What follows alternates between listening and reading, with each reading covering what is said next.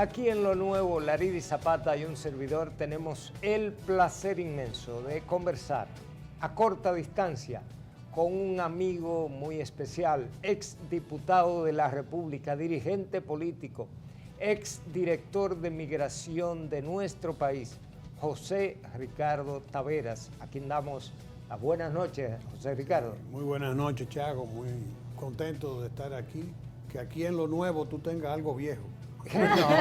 No. Un jovencito, un jovencito. Qué bueno, licenciado, es tenerlo por aquí con nosotros en este espacio en el día de hoy, iniciando con los cuestionamientos. Este pacto, llamado por el presidente de la República, un pacto de nación para una política de Estado firme, estratégica y uniforme que proteja y brinde confianza al pueblo dominicano sobre la relación que se vive con el vecino país de Haití. ¿Es confiable? ¿Podemos entender que realmente va a traer sosiego y tranquilidad al pueblo dominicano? Mira, si soy coherente con lo que toda la vida hemos planteado desde mi partido y de mi persona, nosotros siempre hemos sido cónsonos con el hecho de que la clase política defina lo que nosotros le llamamos una doctrina nacional sobre Haití. Cuando hay problemas estructurales en una nación, sus élites deben sentarse y asumir, vamos a decir, una política única. Eso que tú oyes en los Estados Unidos que es política bipartidista. O sea, cuando hay cuestiones que amenazan la seguridad nacional, tú ves que en Estados Unidos a cada momento lo dicen, hay debates que en el Congreso y el Ejecutivo se hacen acuerdos de impulsar políticas bipartidistas. Con eso yo le gusta graficar el hecho de que gane quien gane, la política va a continuar siendo la misma, porque fue una política consensuada por el sistema político. ¿Por qué? Porque hay cuestiones estructurales en juego. Desde ese punto de vista, nosotros estamos de acuerdo con el diálogo. Ahora, en términos personales, yo tengo mis reservas con el diálogo, porque este gobierno tiene lo que le hemos llamado, lo que yo le he denominado una crisis de identidad. Tú tienes, ya comienzan a sacarle los videos en las redes al presidente candidato diciendo que la sentencia que le quería quitar la nacionalidad a dominicanos de rostros diferentes. Y aquí vamos a resolver aplicando la ley. Y aquí en un año yo no voy a tener un haitiano. Cosa que decía el candidato. Cuando llegó a ser presidente dijo cosas mucho mejores que esas, totalmente divorciadas de ese discurso en la candidatura, que ha dicho lo que ningún presidente ha dicho. Dijo que no hay una solución dominicana a la crisis haitiana. Y eso nos alegra a todos los dominicanos. Claro. O sea, si tú asumes, revisas el discurso del presidente Abinader, no el del candidato, porque el del candidato yo lo repudiaré toda la vida. Ahora, el del presidente, yo lo asumo, el discurso. Pero ¿por qué viene la crisis de identidad? Porque el presidente tiene un problema, y es que él dice eso, pero hace otra cosa. Te va a Los Ángeles, no te firma el pacto migratorio de Los Ángeles, pero sin embargo, todo el contenido del pacto viene y te manda 3 ministros a depositar 2 proyectos de ley que atentan contra eso. Entonces, para ti hay una, perdona que te interrumpa, hay una especie de hipocresía. Bueno, tú lo has dicho de una forma muy gráfica. Yo he querido guardar las distancias y preservarle un espacio al presidente, pero lamentablemente la conclusión que el pueblo va a sacar, especialmente después de este proceso, es que si los 2 o 3 personas, los 2 o 3 grupos que le están brindando de alguna manera algún nivel de apoyo a este diálogo que él está convocando, un diálogo que yo lo estoy endosando porque tengo que ser coherente con el tema de la... y porque mi partido lo asumió. Yo en términos personales acompaño el partido, pero tengo mis reservas. personalmente, porque tengo que asumir lo que institucionalmente se está haciendo. Pero tengo reserva porque lo que estoy hablando, por la crisis de identidad de un presidente que no se da cuenta que tú no puedes decir una cosa y hacer otra. Porque como tú dices todo lo que ha dicho Luis Abinader y tú tienes el gabinete estructural para el manejo de la crisis haitiana, está el Ministerio de Economía, Planificación y Desarrollo. La gente se vive quejando, y permítanme explicar esto para que los amigos televidentes vean la gravedad. ¿Cómo no? Mira, la gente se vive quejando de que aquí se están desarrollando un paquete de barrios haitianos. En Montellano hicieron uno, por todas partes. Ahora están tratando de hacer en la frontera. Todo eso son con ayudas que vienen a través de la ONG. ¿Tú sabes cómo eso llega?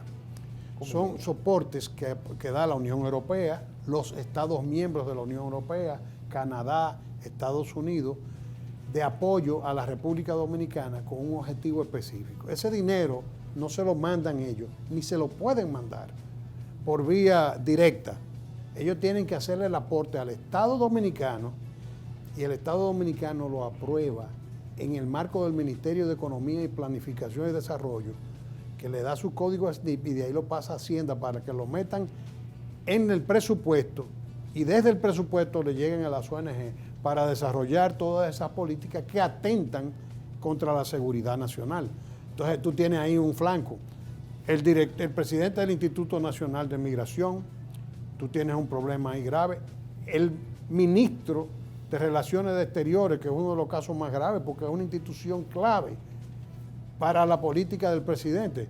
Si tú vas a llevar una política de que no hay solución dominicana a la crisis haitiana, tú no puedes poner ahí al ex director de Participación Ciudadana que acabó con la sentencia 168-13 y ha sido todo el tiempo un agente de los intereses nacionales e internacionales con esta agenda. Entonces tú no puedes servirte de ese señor. Por eso es que tú ves que cada vez que hay una crisis, él se calla.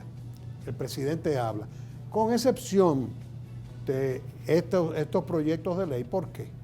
Porque ese ciudadano es candidato para relevar a la presidenta Michelle Bachelet en el Comisionado de Derechos Humanos, en el Alto Comisionado. Entonces, ya la República Dominicana presentó un interés por esa posición. Claro, fue presentado en las Naciones Unidas. Entonces, para él relevar, y es él el candidato. Entonces, tú lo ves, todas esas luchas, es parte de su campaña. Entonces, tú no puedes tener esa persona porque tiene un conflicto de interés.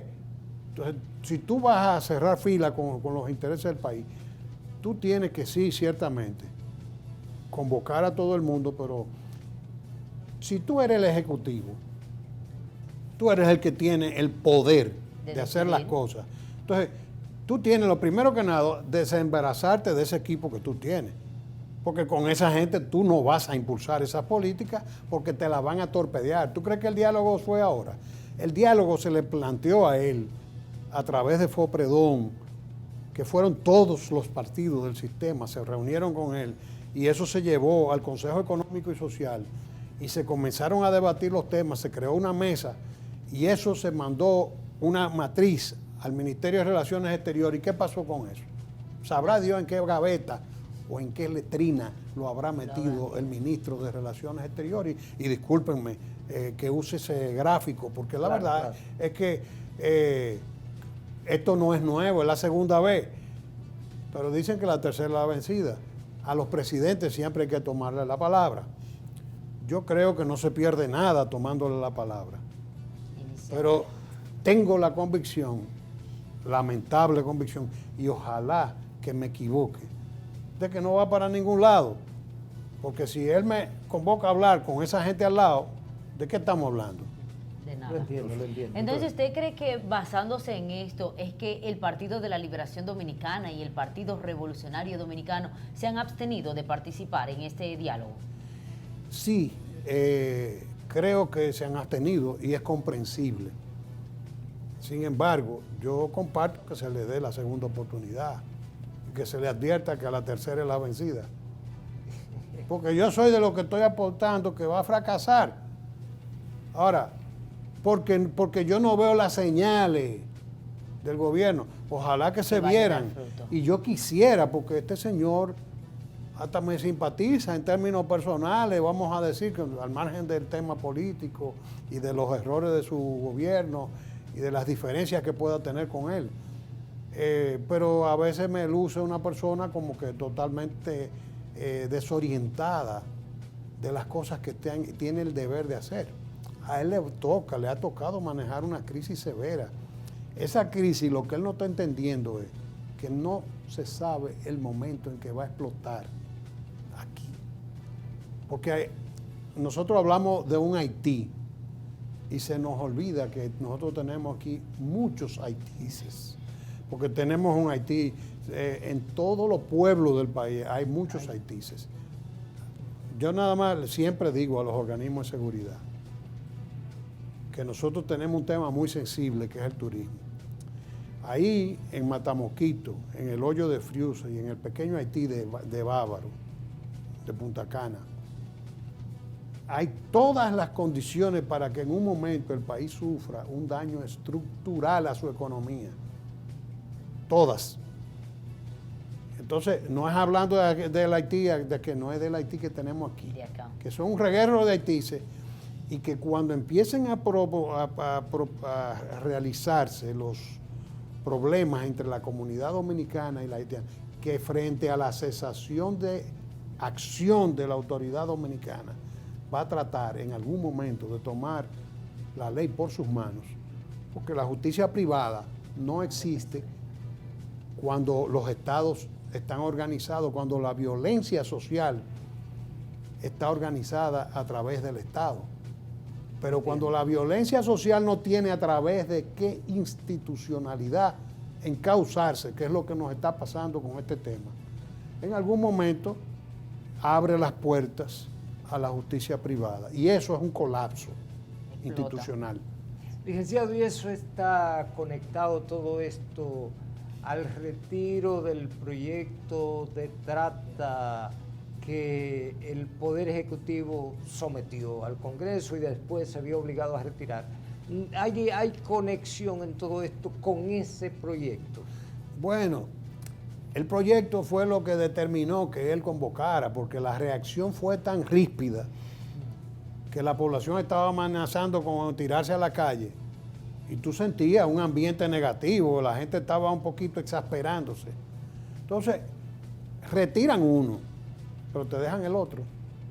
Porque el otro tiene los mismos componentes de principio de no deportación, pero además de eso, el otro, el de protección integral a la mujer, pretende profundizar la inserción legislativa de la agenda de género, de las ideologías de género y de todo estos disparates que hay hoy en día, que no son otra cosa más que dinamitar la familia como estructura básica de la sociedad, que es algo en lo que la sociedad dominicana ha resistido y sus autoridades han resistido en cierta medida. Pero entonces te quieren profundizar esto y te están metiendo un proyecto de ley que te dice que quiere definirte lo que es una mujer, por ejemplo. Y no es solo que una mujer que sea y que se sienta ser mujer. ¿Qué te están metiendo a ti? O sea, vamos ahí en la ruta de Canadá. Este país no va a soportar eso. Eso va a generar conflictos muy serios en este país, sociales, porque tú no puedes traer legislaciones enlatadas y someterlas a un país cuya realidad social no resiste esas cosas. Entonces, aquí han avanzado bastante. Te vienen y te dicen, aprueban el código penal sin las 3 causales. Las 3 causales es una de las grandes hipocresías. Si ustedes quieren, otro día hablamos de eso. Pero, óyeme, porque aquí se mueren las mujeres, porque no le pueden hacer un aborto. ¿Quién ha dicho? Si aquí es legal suspender un embarazo cuando la vida de la mujer está en riesgo. Eso está en la ley y en las normativas y en todos los protocolos de emergencias médicas o de ginecotetricia. Están ahí escritas y tienen fundamento legal y se hace a diario. Pero no, eso es una industria. Eso es una industria que se quiere promover y que los médicos y los abogados ayudamos aquí a que eso se promueva a base del desconocimiento de la gente. Porque una cosa es suspender un embarazo, que es lo que le corresponde al médico, y otra cosa es suspender el embarazo para matar el feto, que es el tipo penal que se llama aborto, que no tiene nada que ver con la medicina, pero aquí te arman un lío, y eso vienen y te meten un dispositivo en ese proyecto, donde dice que la mujer que tenga la libertad de decidir si tiene hijo o no. ¿Para qué? Para generarte un problema. Generarte un problema, porque la cuestión es ir insertando la agenda como de lugar. Y entonces el Estado, el presidente no puede alegar ignorancia, porque aquí todos los proyectos de ley se mandan por mensajería del Ejecutivo. Ahora, cuando tú ves que 2 o 3 proyectos de ley van 3 ministros a presentarlo, el ministro de Relaciones Exteriores, el consultor jurídico del Poder Ejecutivo y la ministra de la Mujer. Del Poder Ejecutivo no te digo porque ese es un abogado competente. Lo que pasa es que la política la fija el presidente. Pero los dos, cual de los dos más despistados y más entregados a la agenda enemiga de este país, tanto el ministro de la Mujer como la ministra, el ministro de Relaciones Exteriores como la ministra de la Mujer, los dos agentes al servicio de la agenda extranjera. Entonces, son de las cosas que el presidente tiene que definir. Son de las cosas que el presidente tiene que definir. Ustedes insisten mucho en eso de la agenda extranjera. Hay una sí, agenda, pues, y soy injusto, porque la agenda no es extranjera nada más.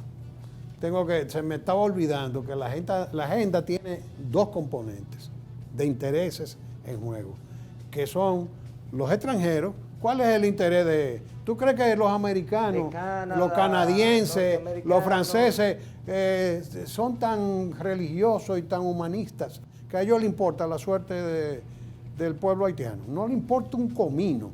Óyeme, hay un video del presidente Biden que anda por ahí, cuando era senador, diciendo, es que si Haití se hunde debajo del mar, no nos importa. Y si sube por encima del nivel, tampoco nos importa. Entonces, tú con eso, cuando él era otra persona, con mayor lucidez, claro. Imagínate tú qué es lo que tenemos. ¿Tú crees que ellos tienen interés? El interés de ellos en esa agenda en República Dominicana tiene que ver con el hecho de que ellos no recibirlos allá.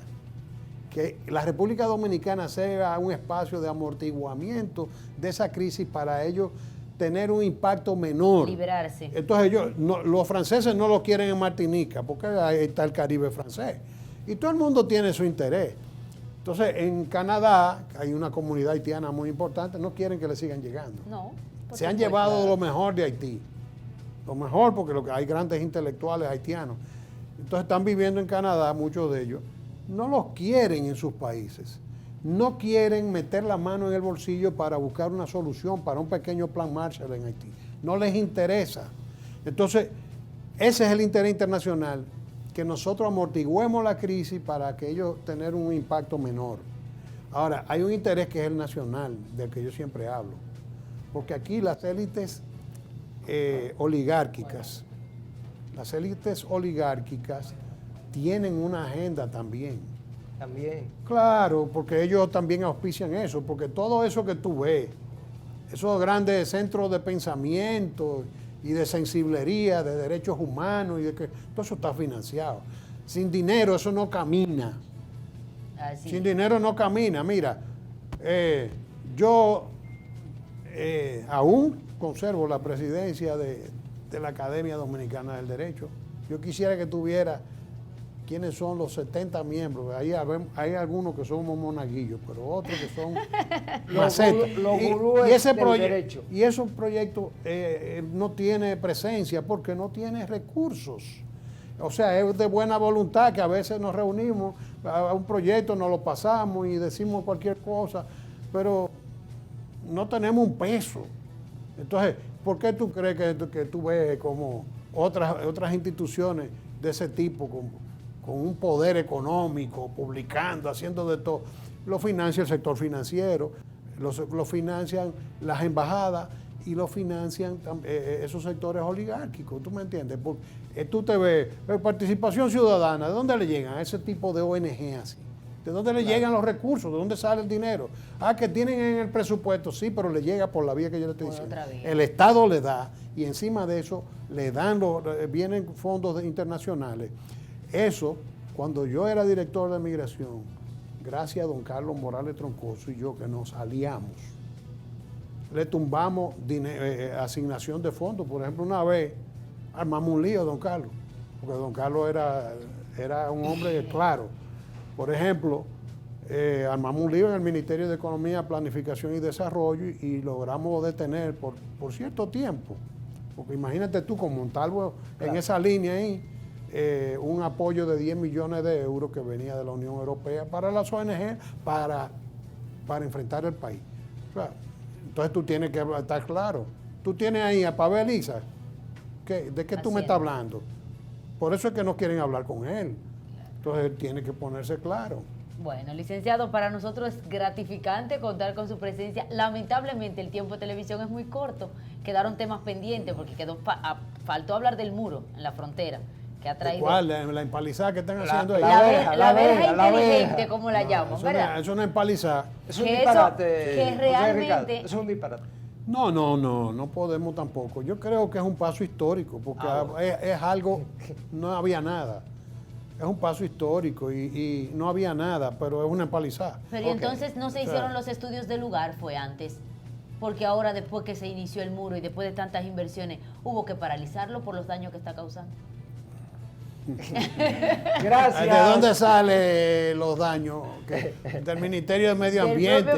Pero, gente, mira, que yo respeto y valoro, porque yo no estoy, esto no es personal, es que son soldados al servicio de ejércitos ajenos. Bueno, gracias al licenciado José Ricardo Taveras, ex diputado del país, también ex director de Migración, actualmente es el secretario general de la Fuerza Nacional Progresista y abogado en ejercicio. Que vivir es primero. Que estábamos hablando de uno de los casos más importantes de los últimos tiempos que él ganó recientemente. Sí. José Ricardo, muchas gracias por venir.